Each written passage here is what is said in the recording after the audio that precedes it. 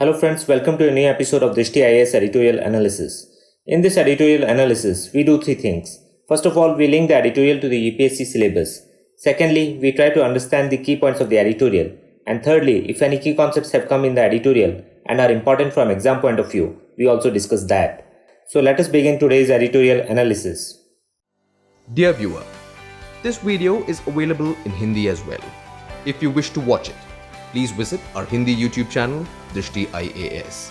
For your convenience, the link for this video in Hindi has been provided in the description below.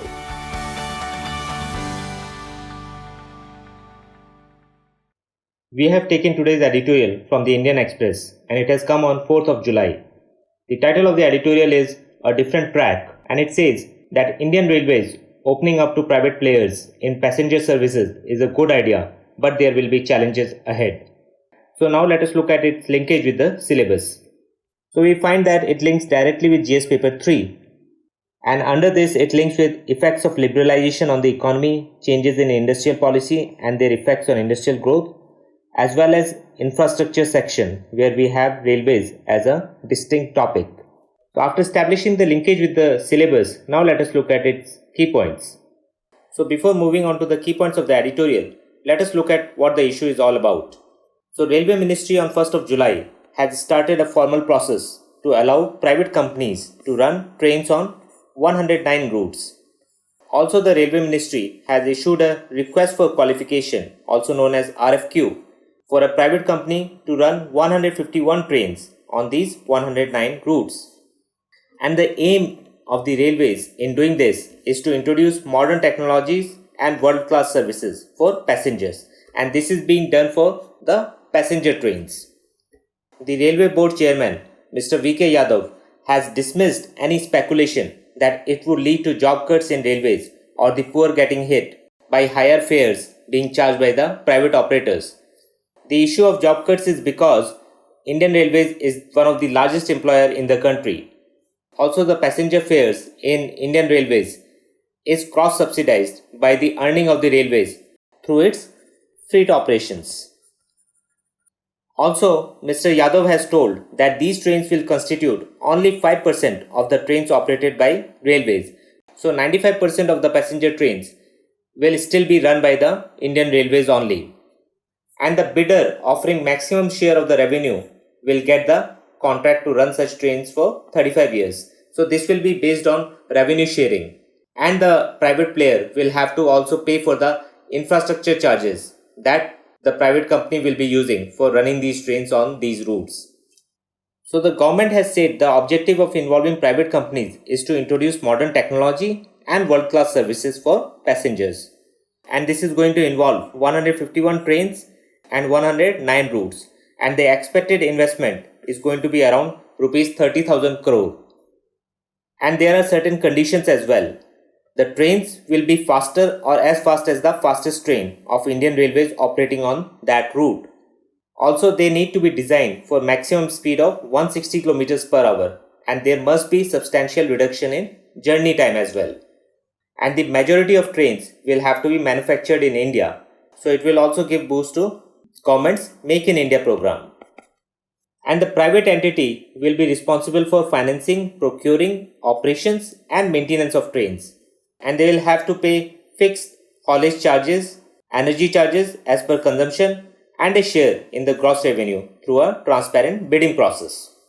Also, the government has said that the guards and engineers who will operate these trains will continue to be government employees. And the tracks on which these trains will run will continue to be maintained by Indian Railways. Also, here we should know that there are 3 private trains currently being operated by IRCTC. But because this is a subsidiary of Indian Railways, it is a case of pseudo-privatization. And one should know about these 3 trains on which routes these are operating. So we have the Tejas Express operating on Lucknow-New Delhi route, another Tejas Express on Ahmedabad-Mumbai route, and the third one is the Kashi-Mahakal Express on the Varanasi-Indore route. So after having this background, now let us look at the key points of the editorial. So the editorial says that the Indian Railways opening up to private players in passenger services is a good idea, but there will be challenges ahead. And what will be these challenges? So there are going to be challenges which will be as follows. For one, there will be questions over the financial viability of some of these routes. Also, the railways tends to cross-subsidize the passenger fares through freight revenue, and this translates into below cost pricing, which will make it difficult for private players to compete, as 95% of the trains will still continue to be run by Indian Railways under this cross-subsidizing model. Thirdly, if the private players decide to charge higher fares to cover the costs, they might bring themselves in direct competition with airlines and in the process price themselves out of the market. So all these concerns need to be addressed. And more than all of this, the most important element which is right now missing is an independent regulator.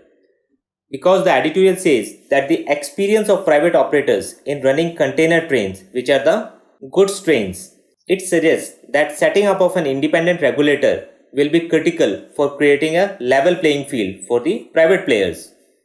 Because as of today, the same entity is effectively the policymaker, the regulator, and the service provider rolled into one, and this leads to a conflict of interest situation, which is not welcome. And as the Bibek Debroy Committee of 2015 had pointed out, that there is a clear conflict of interest when you have the policymaker, regulator, and service provider in a single entity. So what is needed is an independent regulator who can establish trust with the private sector and facilitate its entry, because otherwise the balance of power will continue to be tilted in favor of the railways and effective private participation will remain a distant dream. Also, the editorial says that while liberalizing the entry of new operators may be the path for improving services and facilitating growth of the sector, there is also a need to exercise caution. And here we have to know another important committee, which is Rakesh Mohan Committee, which in its report had pointed out that the international experience on privatizing railways has shown that it is exceedingly difficult and controversial, and more so in a country like India, where railways is not just a means of transportation but an entity which binds the entire nation into one. Also, the railway ministry has a lot of political significance and is always being considered as a plum portfolio. Finally, the editorial says that keeping in mind the social welfare concerns, this should be treated as an opportunity to explore what will work while keeping the flexibility to adjust and fine-tune the rules and regulations for encouraging private participation in the Indian Railways. So this was all in the key points of the editorial. Now let us look at what kind of questions can be asked in prelims and mains. So in prelims, questions can be asked on the committees. So here we should know about two important committees. One is the Rakesh Mohan Committee and the other one is the Bibek Debroy Committee. So both these committees favored privatization of the Indian Railways and we should be knowing about their major recommendations. Also in prelims, questions can be asked on private trains. So right now 3 private trains are being run in India but by IRCTC, which is a subsidiary of Indian Railways. So we should be knowing about the routes of those trains and also about how many routes have been opened up for privatization in this latest initiative by the Ministry of Railways. So 109 routes and 151 trains will be run. In mains, the question can be on privatization of Indian Railways. What are the pros, what are the cons, the opportunities in it, the challenges in it. So on this we should be prepared. So this was all in today's editorial analysis. We'll see you next time with another editorial. Thank you.